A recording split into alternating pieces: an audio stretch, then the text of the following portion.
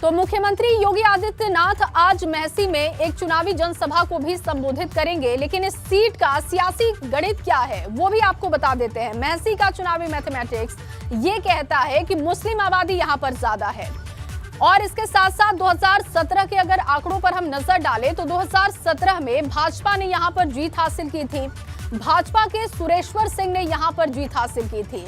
इसके अलावा अगर 2012 के आंकड़ों पर नजर डालें तो 2012 के आंकड़े ये कहते हैं कि बसपा के पास ये सीट चली गई थी।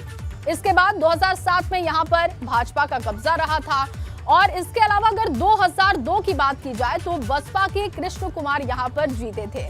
तो सियासी गणित ये कहता है तो यहां पर किसी भी एक राजनीतिक दल का कब्जा नहीं रहा है, लेकिन इस बार देखना होगा क्या तस्वीर बनती है। इस बीच एक बड़ी खबर, बड़ी जानकारी आपको लखनऊ से दे।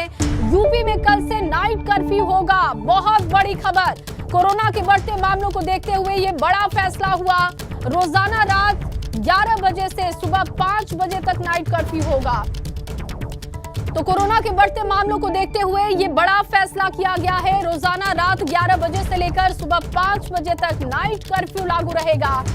और कोरोना के जिस तरीके से मामले बढ़ते जा रहे हैं, जनसभाओं में भीड़ बढ़ती जा रही है, उसे देखते हुए ये बड़ा कदम, बड़ी खबर कह सकते हैं। यूपी में कल से ही नाइट कर्फ्यू होगा।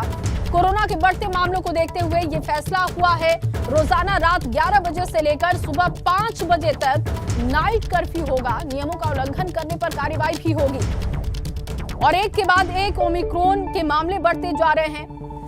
कोरोना के मामले बढ़ते हुए देखने के बाद अब ये बड़ा फैसला हुआ है। कोरोना के बढ़ते मामलों को देखते हुए बड़ा फैसला, रोजाना रात 11 बजे से लेकर सुबह 5 बजे तक नाइट कर्फ्यू होगा। मूवमेंट बंद रहेगा।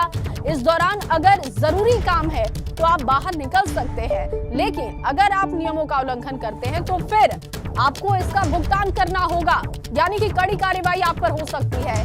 कल से नाइट कर्फ्यू उत्तर प्रदेश में लागू हो रहा है। कोरोना के बढ़ते मामलों को देखते हुए ये बड़ा फैसला किया गया।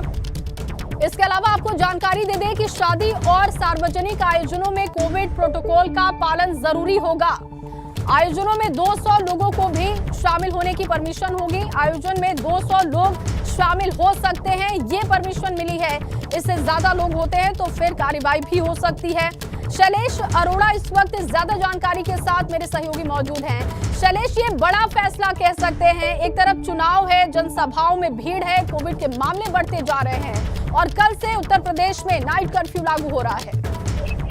बिल्कुल, देखिए निश्चित रूप से ये सरकार का बड़ा फैसला है और लगातार जिस तरह से कोरोना के केसेस बढ़ रहे हैं उसको देखते हुए एक फैसला जरूरी होता हुआ दिखा। अगर हम बात करें पिछले 24 घंटे की तो लगभग 49 केस उत्तर प्रदेश में सामने आए, जो पिछले कई महीनों में देखें तो एक दिन में इतने केस आने का सर्वाधिक केसेस है ये। और अगर एक्टिव केसेस की संख्या देखें तो 250 केस से ऊपर ये सारे मामले पहुंच चुके हैं। और अगर हम देखते हैं तो जिस तरह से केसेस तेजी से बढ़ रहे हैं उसको लेते हुए फैसला है। 25 तारीख से नाइट कर्फ्यू लागू रहेगा, रात के 6 घंटे के लिए नाइट कर्फ्यू रहेगा।